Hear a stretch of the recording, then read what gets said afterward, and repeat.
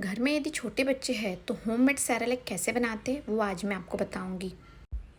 ये Cerelac oats से prepare किया जाता है। ओट्स बहुत हेल्दी होता है। तो चलिए बनाना स्टार्ट करते हैं। और ये बहुत जल्दी बन के रेडी भी हो जाता है। तो वीडियो को पूरा देखिएगा और इसे किस तरीके से बना के बच्चों को खिलाया जाता है वो भी मैं आपको बताऊँगी। तो इसके लिए मैंने 300 ग्राम सफोला का जो क्रीमी ओट्स आता है ये लिया है। 300 ग्राम है ये।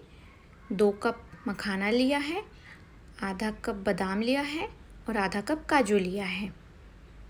तो सबसे पहले हम काजू और बादाम को रोस्ट कर लेंगे।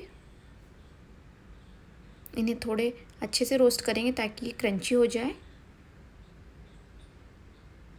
ये अच्छे रोस्ट हो गए अभी, तो इन्हें निकाल लेते हैं।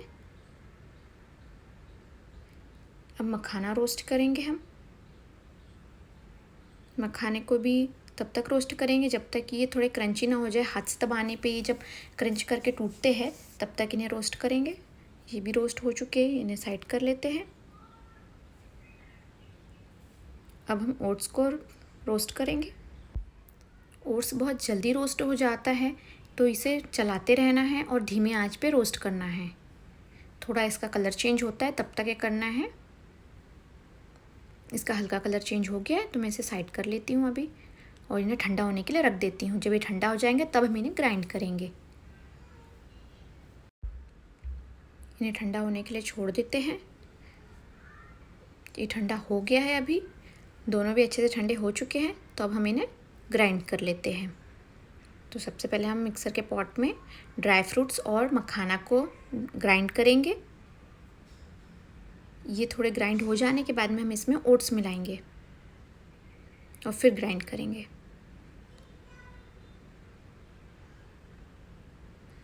ये अच्छे से ग्राइंड हो गया है तो अभी हम ओट्स डाल के ग्राइंड करेंगे।